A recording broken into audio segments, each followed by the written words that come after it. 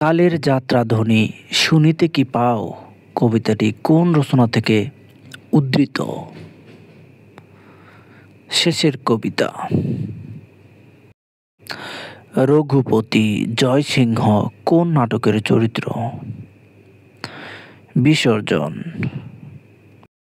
রবীন্দ্রনাথ ঠাকুর কোন পত্রিকার সাথে সম্পর্কিত ছিলেন না?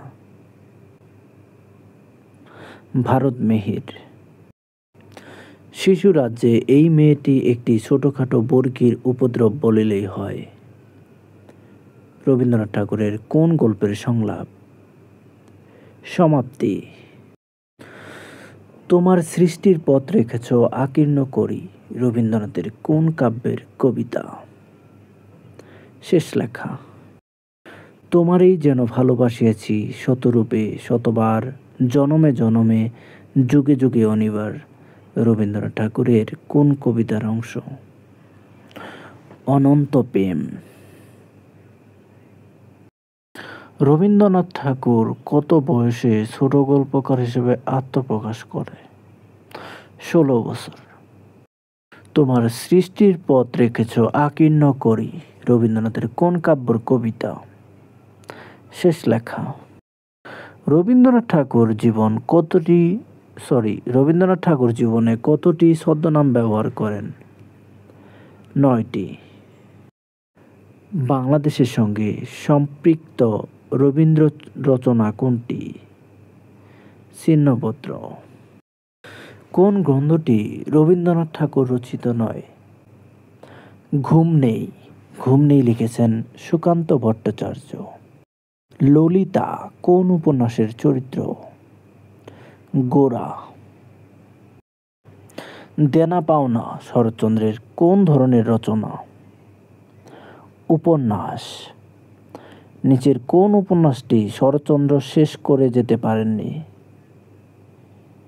শেষের পরিচয়। নিচের কোনটি শরৎচন্দ্র রচিত প্রবন্ধ? তরুণের বিদ্রোহ। ষোড়শী শরৎচন্দ্রের কোন জাতীয় রচনা? নাটক। শরৎচন্দ্রের প্রথম উপন্যাস কোনটি? বড় দিদি। ভারতী পত্রিকায় কোন উপন্যাস প্রকাশিত হলে শরৎচন্দ্রের সাহিত্য খ্যাতি ছড়িয়ে পড়ে? বড় দিদি। নিচের কোনটি শরৎ সাহিত্যের চরিত্র নয়? সুরবালা। শরৎচন্দ্রের প্রথম প্রকাশিত গল্পের নাম কি? মন্দির। শরৎচন্দ্র চট্টোপাধ্যায়কে ডিলিট ডিগ্রি প্রদান করেন ঢাকা বিশ্ববিদ্যালয়। অনিলা দেবী ছদ্মনামে শরৎচন্দ্র কোন গল্পটি লিখেছেন? নারীর মূল্য। শরৎচন্দ্র চট্টোপাধ্যায়ের উপন্যাস নিচের কোনটি? শেষ প্রশ্ন। বাংলা সাহিত্যের শ্রেষ্ঠ কিশোর চরিত্র কে? ইন্দ্রনাথ। শরৎচন্দ্র চট্টোপাধ্যায়ের কোন উপন্যাসে ত্রিভুজ প্রেমের চিত্র অঙ্কিত হয়েছে? গৃহদাহ। শরৎচন্দ্র চট্টোপাধ্যায়ের প্রথম গল্প কোনটি? মন্দির। শরৎচন্দ্র চট্টোপাধ্যায়ের ক্ষেত্রে প্রাসঙ্গিক নিচের কোনটি? শরৎচন্দ্র চট্টোপাধ্যায় মূলত একজন নাট্যকার।